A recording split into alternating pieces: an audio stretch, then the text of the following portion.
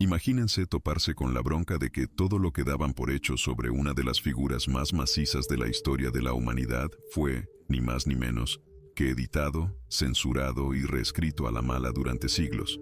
Imagínense que hay textos viejísimos, escondidos en bibliotecas secretas y monasterios de esos que están perdidos de la mano de Dios, que nos sueltan una versión completamente distinta de la vida y las enseñanzas que nos sabemos de memoria. Hoy les va a caer el 20 de algo que puede simbrar hasta los cimientos más profundos de su entendimiento espiritual.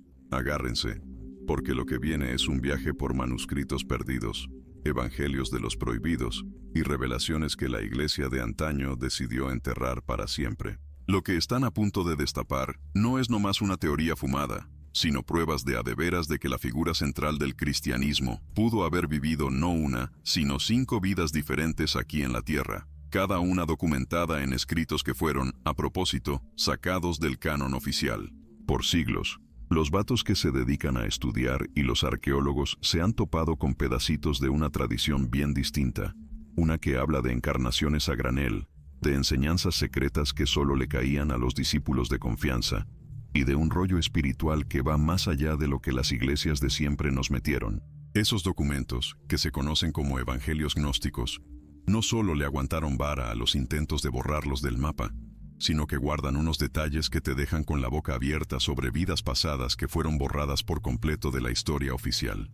La pregunta que se queda, y que cala hasta los huesos, es sencilla pero te revuelve el estómago. Si estos textos son auténticos, ¿por qué los escondieron? ¿Qué tenían que fuera tan peligroso para las autoridades eclesiásticas como para que tuvieran que desaparecerlos de la historia? La joya de la corona, lo que nos voló la cabeza, viene de unos manuscritos que se toparon en cuevas del desierto egipcio, donde comunidades gnósticas guardaron con recelo sus textos más sagrados antes de que los corretearan y los hicieran pedazos. Esos documentos hablan clarito de 5 encarnaciones distintas, cada una con un porqué bien específico en la evolución espiritual de la raza humana. La primera encarnación, dicen, se dio en la época de los patriarcas hebreos, cuando el vato vivió como un sabio incógnito que sembró las semillas de la sabiduría, que después iban a dar fruto. La segunda encarnación la pintan como ocurrida durante el exilio babilónico, cuando ayudó a que las enseñanzas espirituales del pueblo elegido no se perdieran y se mantuvieran puras. La tercera vida se habría dado en el tiempo de los profetas, cuando el tipo influenció en secreto a algunos de los visionarios más grandes del Antiguo Testamento. La cuarta encarnación es la que ya no sabemos por los evangelios canónicos, pero los textos gnósticos destapan que esa fue nomás una de sus apariencias aquí en la tierra.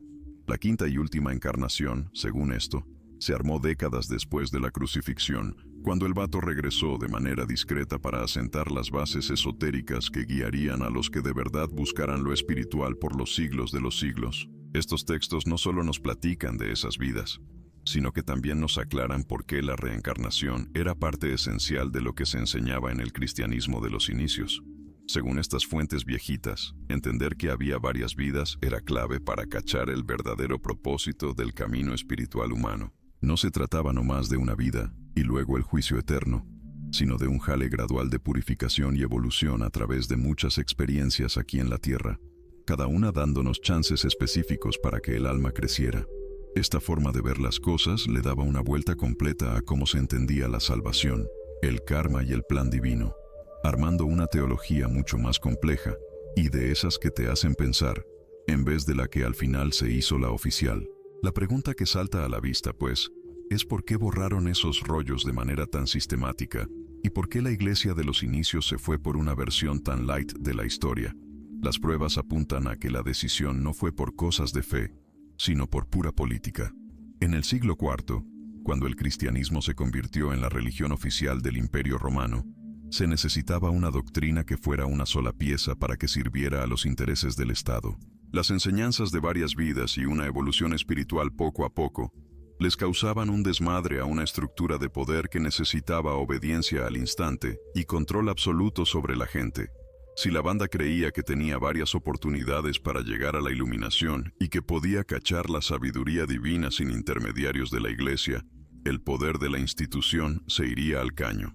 Por eso mismo, te invito a que te suscribas a este canal y le piques a la campanita, porque apenas estamos rascando la olla de una de las tramas más gruesas de la historia religiosa.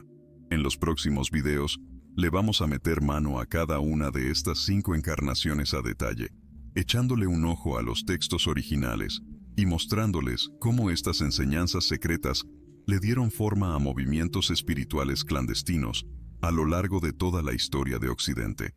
Este tipo de jale, de investigación a fondo, no lo vas a ver en otro lado, porque le estamos metiendo mano a fuentes que a la mayoría de los eruditos les da por ignorar o de plano tirar a la basura. Los evangelios gnósticos que guardaron estas revelaciones fueron escritos por comunidades que juraban tener acceso directo a las enseñanzas secretas que los apóstoles más pegados pasaron de boca en boca.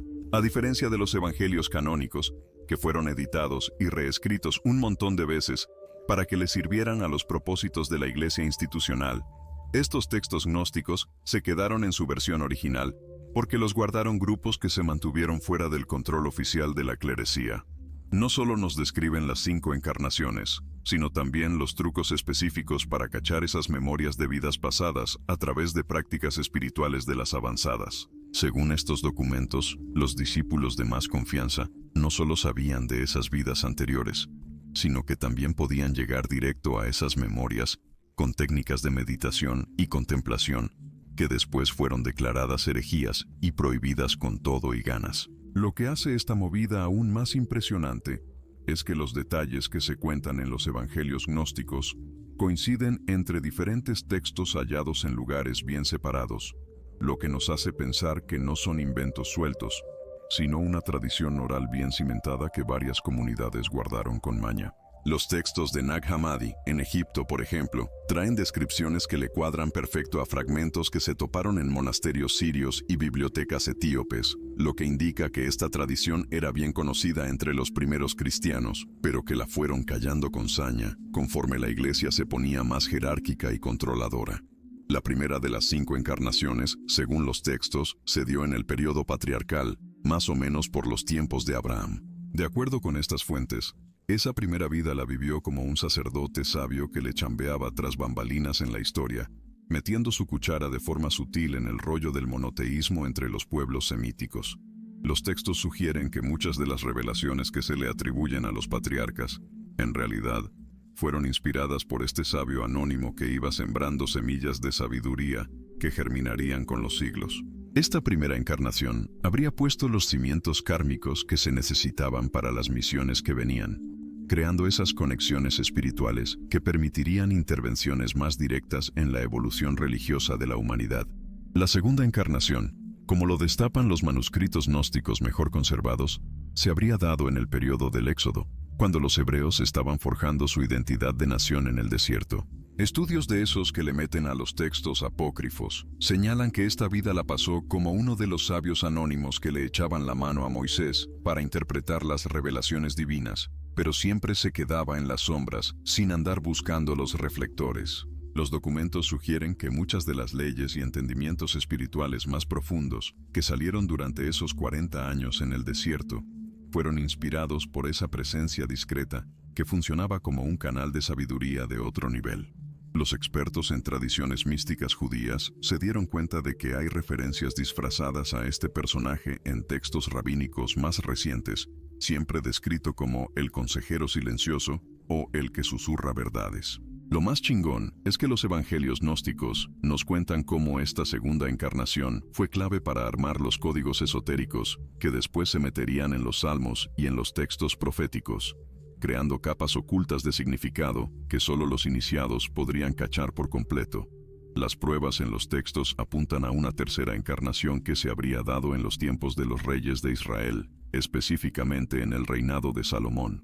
Las investigaciones en manuscritos que se guardan en monasterios ortodoxos destapan descripciones de un sabio que habría colaborado en secreto en la construcción del Templo de Jerusalén, no como arquitecto o ingeniero, sino como el que armó las correspondencias sagradas entre la estructura física y los planos espirituales de arriba.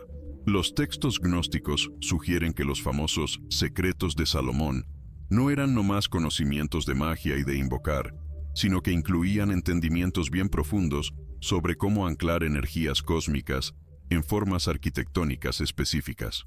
Esta tercera vida habría sido crucial para dejar listo un recipiente físico adecuado para futuras manifestaciones espirituales, convirtiendo a Jerusalén en un centro de poder sagrado que iba más allá de cualquier religión en particular.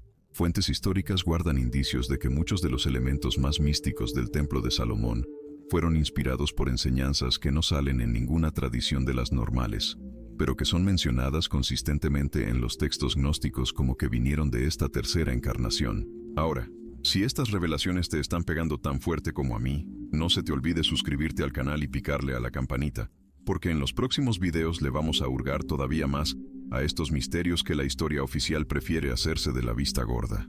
Hoy tenemos acceso a documentos que estuvieron extraviados por siglos, y les estoy trayendo estos descubrimientos en exclusiva aquí en el canal. La cuarta encarnación es, quizás, la que más papelería tiene entre los manuscritos gnósticos que se han encontrado, y se dio durante el exilio babilónico.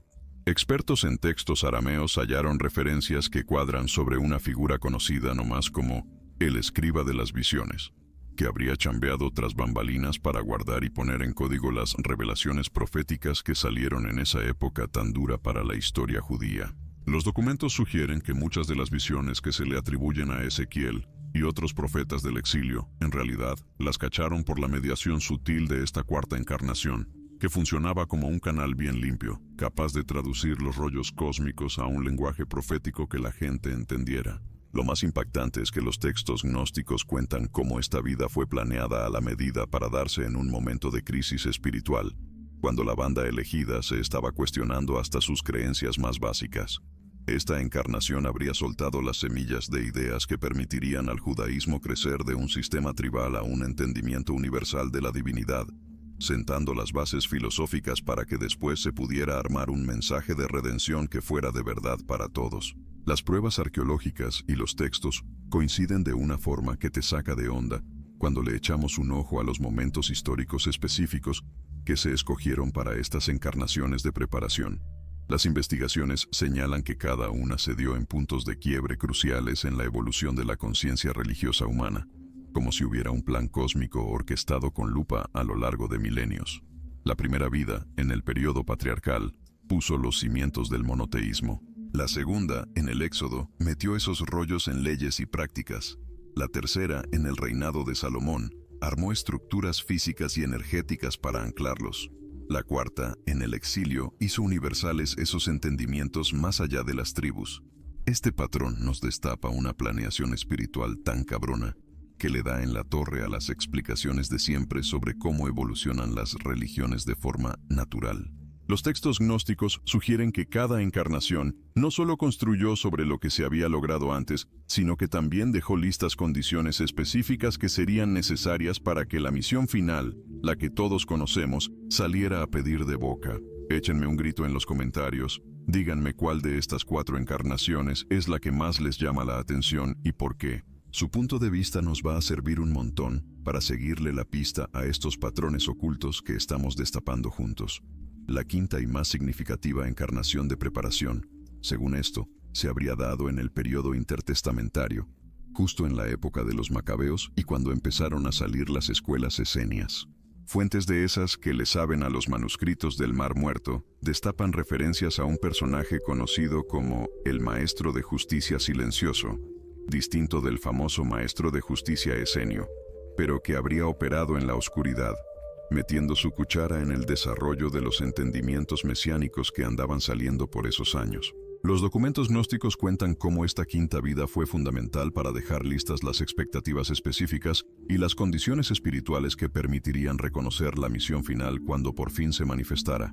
Esta encarnación habría chambeado para limpiar y afinar las tradiciones proféticas, quitando elementos que pudieran confundir o tapar la verdadera naturaleza de la redención que ya venía. Los expertos se dan cuenta de que muchas de las ideas sobre la naturaleza del Mesías que encontramos en los textos de Qumran parecen haber sido influenciadas por enseñanzas que no aparecen en ninguna fuente anterior identificada, pero que son atribuidas consistentemente en los evangelios gnósticos a esta quinta encarnación de preparación.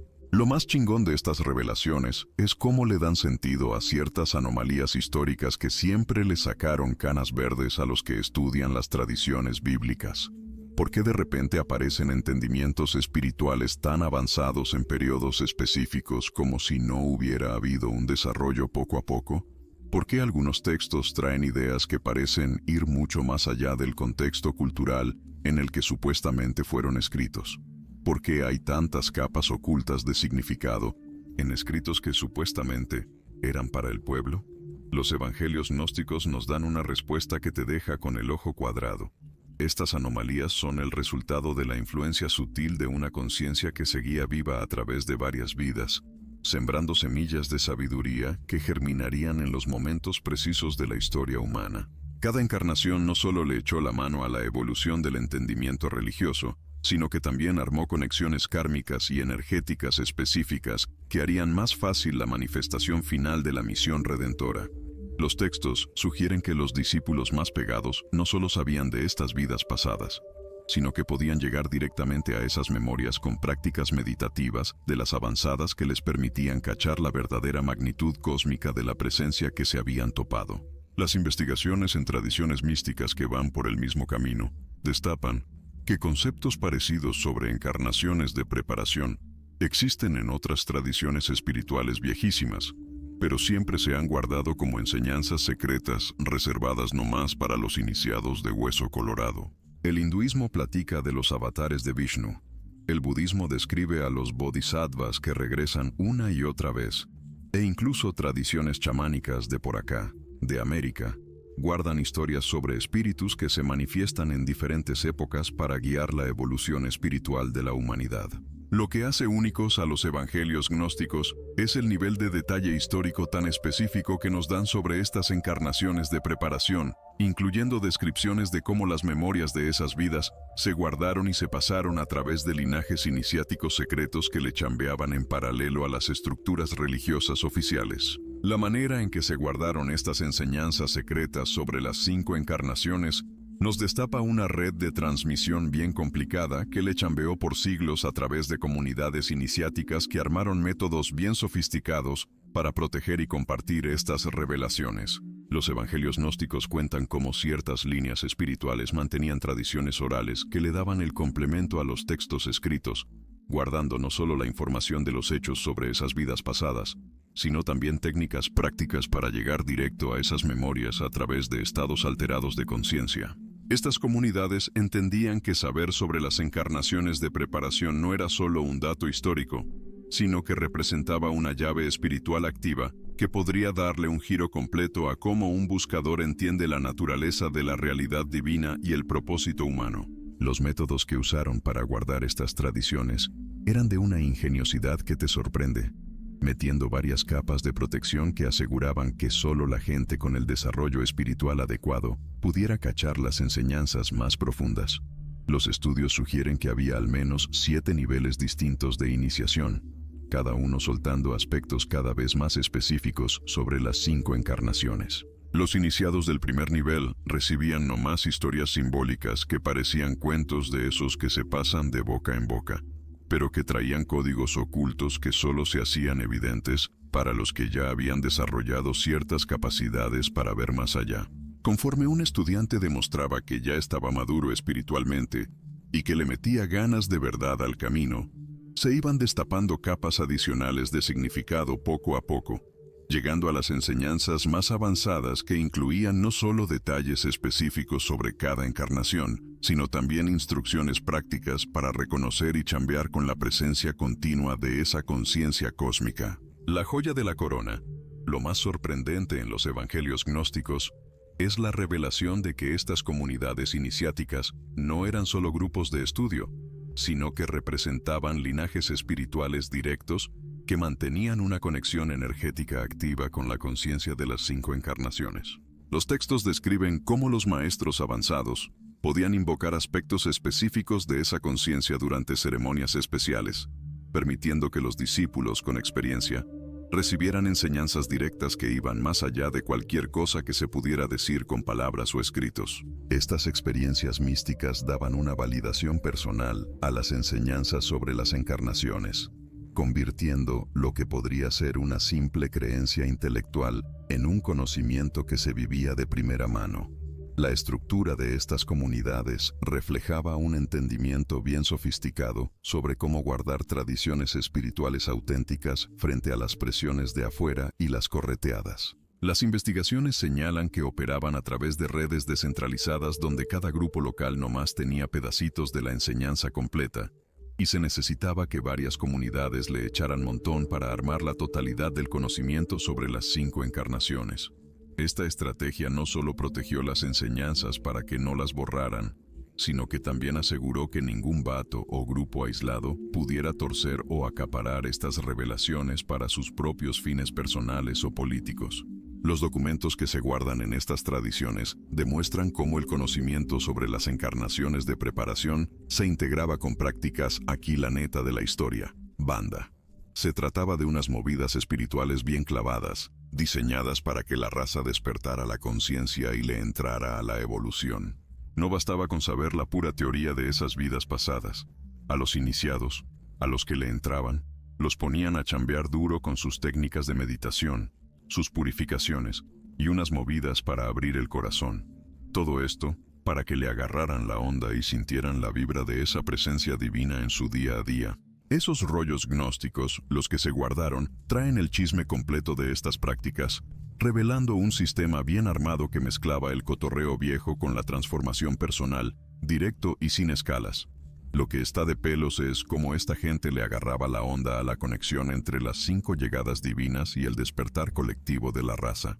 Dicen los documentos que cada una de esas llegadas no solo movía el tapete a nivel personal, sino que dejaba una semillita bien clavada en la conciencia de todos, y esa semillita, aguas, seguía creciendo por siglos.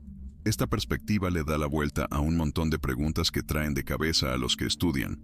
¿Por qué de repente, en lugares bien distintos, la misma idea espiritual o el mismo rayo mental sale a flote al mismo tiempo? ¿Por qué parece que, en ciertas épocas, algo sobre lo divino anda flotando en el ambiente? Los evangelios gnósticos tiran el rollo de que estas coincidencias no son casualidad. Son el efecto de esas semillitas que las 5 llegadas divinas plantaron y que nomás están esperando el momento justo, la tierra fértil, para brotar. La bronca y la censura de estas enseñanzas por la cúpula eclesiástica que se estaba armando no fue solo por el chismorreo de la reencarnación, que si existía o no, sino porque se armó la gorda por ver quién se quedaba con el control de la línea directa con lo espiritual. Los que guardaban el secreto de las 5 llegadas divinas tenían otra onda, una autoridad espiritual donde cada quien se conectaba a su modo, no a través de lo que dictaba la institución, sino por su propia vivencia. Y esa movida, claro, le escaló hondo a los meros que ya estaban tejiendo su telaraña de poder religioso, bien centralizada y con ellos a la cabeza. Las pruebas sugieren que muchos de los pleitos teológicos de aquellos primeros siglos no eran realmente por doctrinas específicas, sino por un asunto de quién mandaba y quién tenía la autonomía espiritual. Las enseñanzas sobre las 5 llegadas divinas le daban el poder a la gente para armar sus propios puentes directos con lo divino, sin necesidad de intermediarios. Para amarrar el control religioso, no solo tenían que borrar esas revelaciones específicas, sino también deslegitimar por completo la idea de que la verdad espiritual auténtica pudiera aparecer fuera de sus estructuras oficiales. La maña con la que escondieron y preservaron estas enseñanzas durante los tiempos de persecución demuestra el compromiso de esta gente para proteger el legado espiritual que habían recibido. Los expertos le han rascado y han encontrado codiguitos, símbolos mañosos y referencias veladas que permitieron que los secretos de las 5 llegadas divinas se guardaran, incluso en textos que, a primera vista, parecían de lo más ortodoxo. Estos métodos de ocultamiento eran tan rifados que muchas de estas pistas estuvieron guardadas bajo 7 llaves por siglos, y apenas ahora, con nuevas formas de analizar los textos viejísimos, los investigadores les están agarrando la onda. El análisis a fondo de estos sistemas de conservación revela que las comunidades guardianas la entendían a la perfección, cómo proteger la información sagrada sin echarla a perder. Los métodos más sofisticados metían varias capas de significado en historias que parecían de lo más normales, permitiendo que solo los iniciados reconocieran las verdades profundas, mientras que los curiosos solo veían cuentos viejos. Esta onda garantizaba que las enseñanzas sobre las 5 llegadas pudieran sobrevivir incluso cuando comunidades enteras eran dispersadas o borradas del mapa, porque el conocimiento seguía codificado en textos que circulaban por todos lados sin levantarle sospechas a los que andaban persiguiendo. Lo que sí es de aplaudir es cómo estas comunidades lograron mantener la línea interpretativa por generaciones, asegurando que los códigos y símbolos ocultos fueran bien entendidos por los buscadores del futuro. Hay pruebas de que existían tradiciones orales paralelas, como un chismorreo, pero del bueno, que servían de clave para descifrar los significados ocultos en los textos. Estas tradiciones orales se pasaban de boca en boca a través de linajes específicos de maestros espirituales, de esos que dedicaban sus vidas a proteger y transmitir fielmente este conocimiento sagrado. El contenido específico que se salvó sobre las 5 llegadas divinas revela detalles extraordinarios sobre cómo cada manifestación divina aportó a diferentes aspectos del desarrollo espiritual humano. La primera llegada, según estos textos, asentó las bases de la conciencia individual, creando las estructuras básicas para que los seres humanos pudieran reconocer su chispa divina. Esta fase se caracterizó por establecer principios fundamentales sobre la relación entre la conciencia individual y la realidad cósmica, dándoles las bases conceptuales sobre las que se construirían todas las revelaciones siguientes. La segunda llegada se enfocó en el desarrollo de la compasión y el amor universal, metiendo prácticas y enseñanzas específicas para expandir la capacidad humana de sentir una conexión profunda con todos los seres. Los textos gnósticos describen métodos detallados de cómo esta llegada trabajó para curar las separaciones y divisiones que impedían a la humanidad reconocer su unidad fundamental. Estas prácticas incluían técnicas específicas de meditación, visualización y trabajo energético que permitían a los que las hacían experimentar directamente la interconectividad universal. La tercera llegada se clavó en integrar la sabiduría divina con la vida diaria, desarrollando formas prácticas de aplicar los rollos espirituales profundos a los retos y responsabilidades de la vida material. Esta fase se caracterizó por la creación de sistemas éticos bien sofisticados, que honraban tanto las necesidades espirituales como las realidades prácticas de la existencia humana. Las enseñanzas que se preservaron de esta llegada ofrecen una guía detallada sobre cómo navegar los complejos asuntos de las relaciones, el trabajo, la familia y la responsabilidad social, sin dejar de ser fiel a los principios espirituales más elevados. La cuarta llegada trajo revelaciones específicas sobre la naturaleza de la transformación interna, introduciendo prácticas avanzadas para facilitar cambios profundos en la conciencia y la percepción. Los textos gnósticos describen técnicas sofisticadas de purificación interior, métodos para superar limitaciones psicológicas y emocionales, y enfoques sistemáticos para desarrollar capacidades espirituales que estaban dormidas. Esta llegada también fundó comunidades donde estos métodos podían explorarse y refinarse en colectivo. La quinta llegada representó la síntesis y la integración completa de todas las revelaciones anteriores, ofreciendo una visión unificada del viaje espiritual humano, que abarcaba desde los primeros despertares de la conciencia divina hasta la realización completa del potencial espiritual. Las enseñanzas de esta llegada final incluyen mapas detallados de las etapas del desarrollo espiritual, guía específica para superar los obstáculos comunes en cada fase, y prácticas avanzadas para acelerar el proceso de transformación interior. Lo que hace estas revelaciones especialmente significativas es cómo ofrecen una perspectiva completamente distinta sobre el propósito y el sentido de la existencia humana. En lugar de ver la vida como una prueba única que determina el destino eterno, las enseñanzas sobre las 5 llegadas divinas presentan la existencia como un proceso evolutivo continuo, donde cada experiencia contribuye a un despliegue mayor de la conciencia divina a través de la forma humana. Esta perspectiva cambia fundamentalmente cómo entendemos los asuntos del sufrimiento, el desafío, el crecimiento y la realización espiritual. Las implicaciones prácticas de estas enseñanzas son profundas y bien amplias. Sugieren que cada persona tiene un acceso directo a las influencias chidas de las 5 llegadas divinas a través de prácticas específicas de conexión interior y apertura. Los textos gnósticos guardan instrucciones detalladas para establecer estas conexiones, incluyendo métodos de meditación, oración contemplativa y prácticas devocionales que permiten a los buscadores experimentar directamente la guía y el apoyo espiritual disponible a través de estas manifestaciones divinas. Estudios recientes sobre las comunidades que preservaron estas enseñanzas revelan que desarrollaron culturas espirituales extraordinariamente sofisticadas que integraban un conocimiento teórico profundo con una práctica experiencial rigurosa. Estas comunidades funcionaban como laboratorios espirituales donde las enseñanzas sobre las 5 llegadas se exploraban, probaban y refinaban a través de décadas o siglos de aplicación práctica. Los resultados de estas exploraciones se documentaron y preservaron cuidadosamente, creando un cuerpo impresionante de conocimientos sobre los aspectos más prácticos y aplicables de estas enseñanzas sagradas. Particularmente fascinante es cómo estas comunidades desarrollaron enfoques sistémicos para trabajar con las influencias específicas de cada llegada durante diferentes fases del viaje espiritual individual. Reconocieron que ciertas épocas de la vida, ciertas circunstancias y ciertas fases de desarrollo interior eran particularmente propicias para conectar con las enseñanzas y energías de llegadas específicas. Esta comprensión les permitió desarrollar currículos espirituales personalizados que honraban tanto las necesidades individuales como las oportunidades que presentaban las diferentes etapas de crecimiento interior. La revelación más revolucionaria sobre estas 5 llegadas divinas emerge cuando examinamos cómo los textos gnósticos conservaron no solo las enseñanzas teóricas, sino también los métodos prácticos que permitían a la gente común sentir conexiones directas con estas manifestaciones divinas.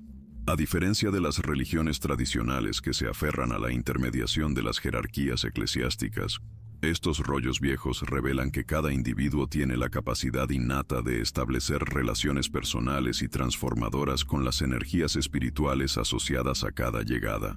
Los documentos guardados incluyen instrucciones detalladas para prácticas contemplativas que abren canales de comunicación interna, permitiendo que los buscadores sinceros reciban orientación específica, justo lo que necesitan para su crecimiento espiritual.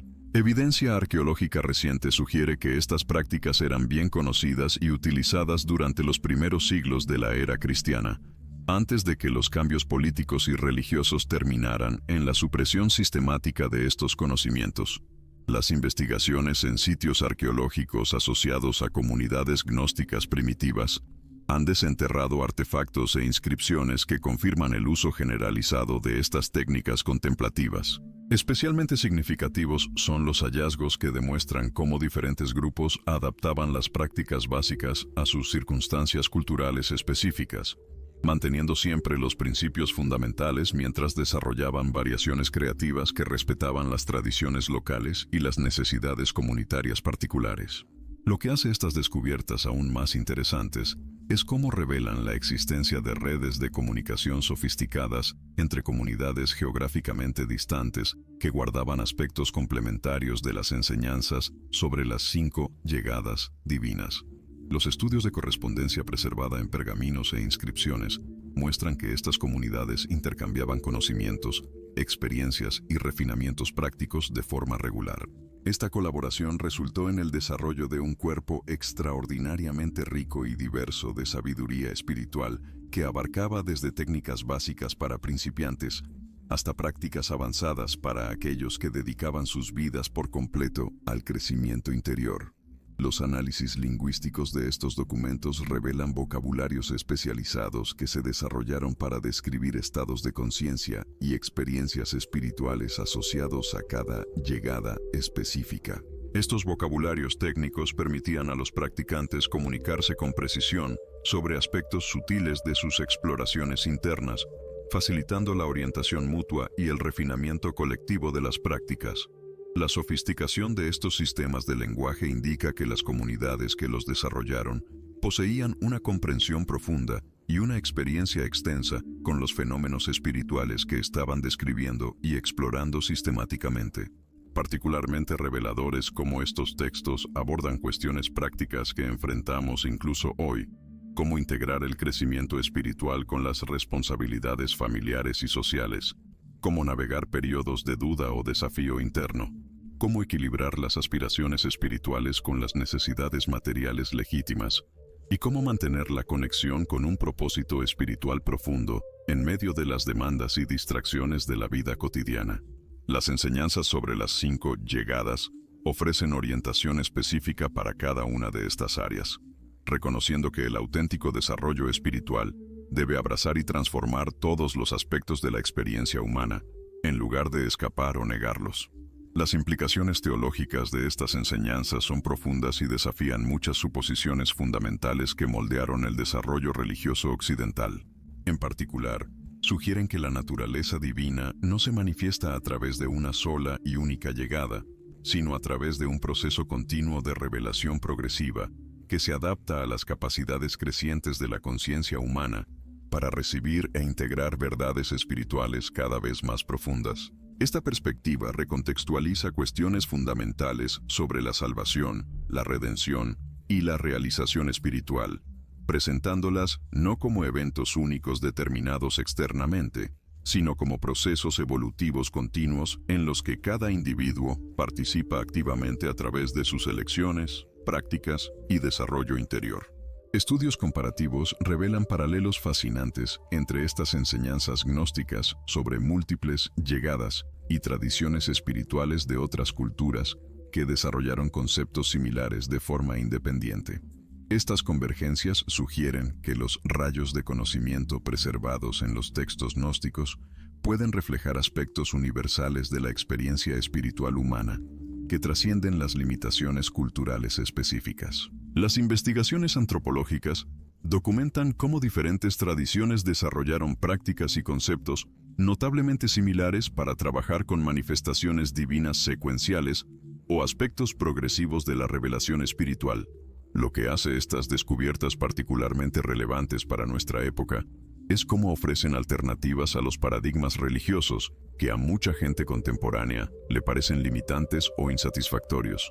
Las enseñanzas sobre las 5 llegadas presentan una espiritualidad que valora tanto la trascendencia como la inmanencia, tanto el crecimiento individual como la responsabilidad colectiva, tanto la aspiración mística como el compromiso práctico con los desafíos mundanos. Esta perspectiva integrada resuena profundamente con los buscadores modernos que buscan una autenticidad espiritual que honre tanto sus necesidades interiores profundas como sus preocupaciones éticas y sociales. Análisis psicológicos modernos de estos textos antiguos revelan que contienen rayos sofisticados sobre el desarrollo humano que anticipan muchos conceptos que solo fueron reconocidos formalmente por la psicología en el siglo XX. Particularmente notable es cómo las enseñanzas sobre las 5 llegadas describen etapas de maduración psicológica y espiritual que corresponden estrechamente a los modelos contemporáneos de desarrollo adulto, incluyendo conceptos sobre crisis de significado, transiciones de la mediana edad y la integración de aspectos antes fragmentados de la personalidad. La cuidadosa preservación de estas enseñanzas a través de siglos de persecución y supresión es un testimonio de su importancia para las comunidades que las guardaron.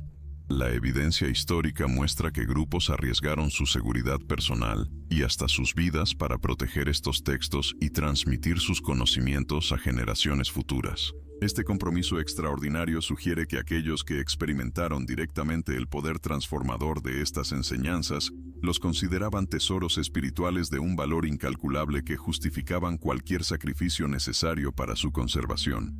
El creciente reconocimiento de la importancia de estos textos antiguos está transformando cómo los estudiosos y practicantes espirituales entienden la historia del desarrollo religioso.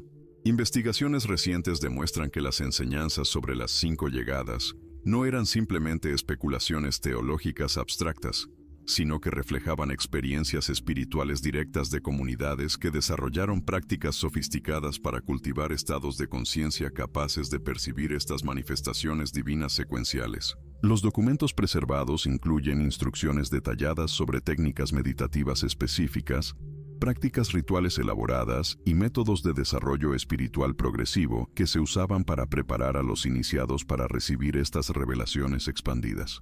La supresión sistemática de estas enseñanzas por la jerarquía religiosa emergente representó mucho más que una simple disputa teológica. La evidencia histórica indica que estaba en juego el control fundamental sobre cómo la gente comprendería su relación con lo divino y su papel en el cosmos. Las enseñanzas de las 5 llegadas promovían una visión de espiritualidad descentralizada, donde la autoridad espiritual final residía en la experiencia directa de cada buscador, en lugar de una intermediación institucional obligatoria. Esta perspectiva amenazaba profundamente las estructuras de poder que estaban consolidando el control sobre la interpretación y transmisión de las verdades espirituales.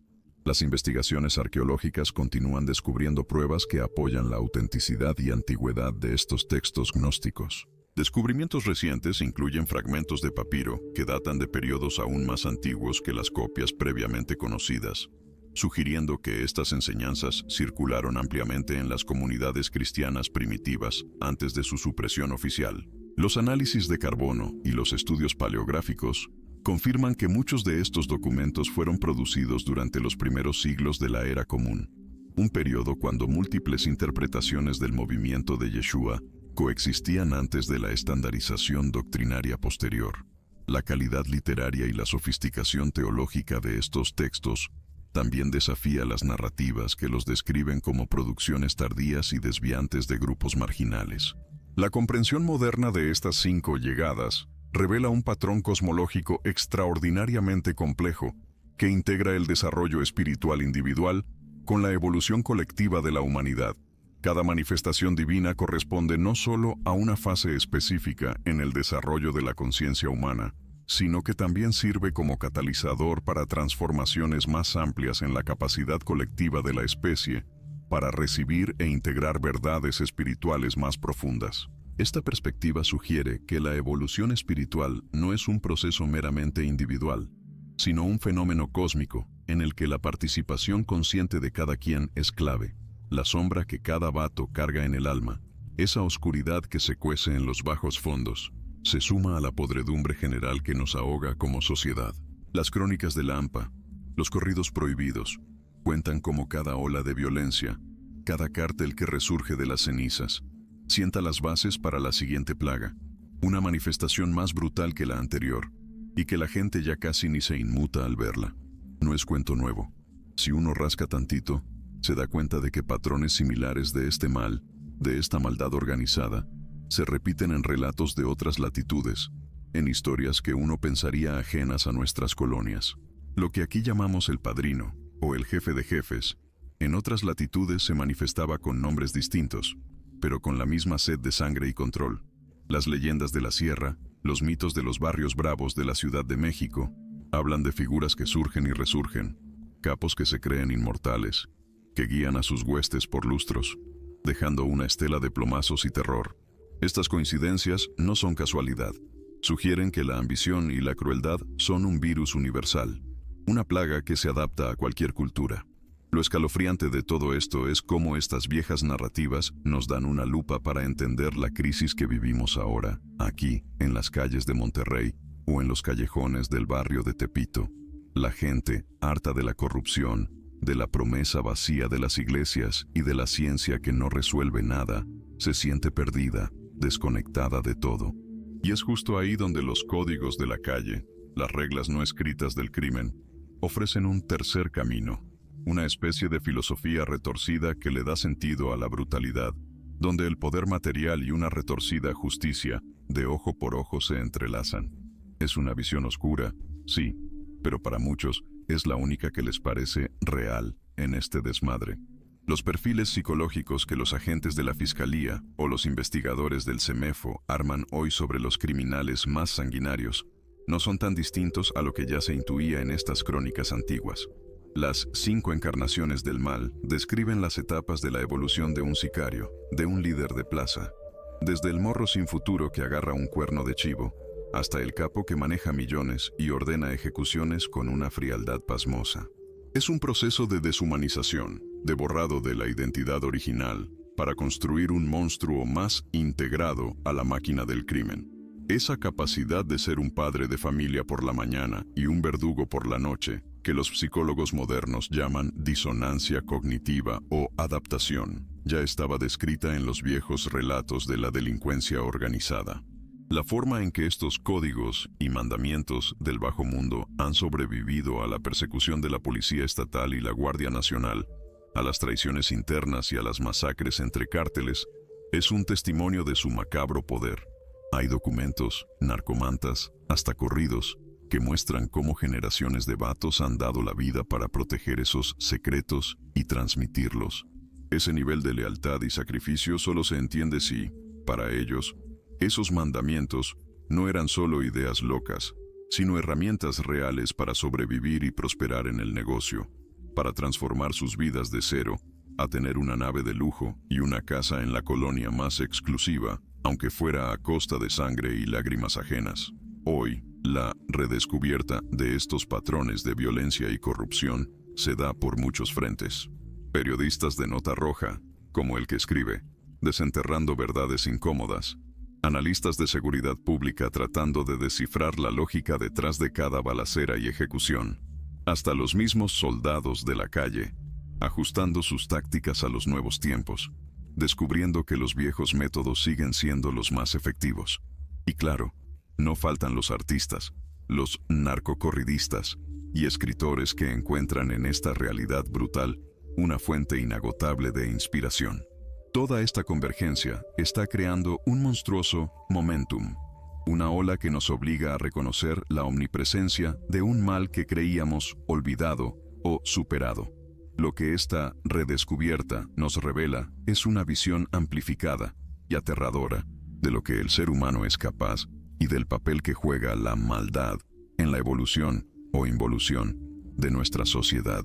Las viejas crónicas de las 5 encarnaciones sugieren que estamos en un punto de quiebre, donde la quinta y última etapa de este ciclo oscuro se está manifestando, visible solo para quienes tienen los ojos bien abiertos y el estómago para soportarla.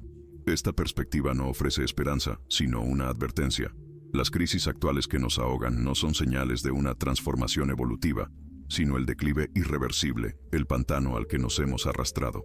Para quienes se atrevan a mirar de frente estas verdades incómodas, estas crónicas ofrecen no una inspiración, sino las herramientas para entender y, quizá, sobrevivir al próximo nivel de nuestro desarrollo colectivo como especie, o como una especie condenada. Gracias por leer. Nos vemos en la próxima entrega, si es que la calle nos lo permite.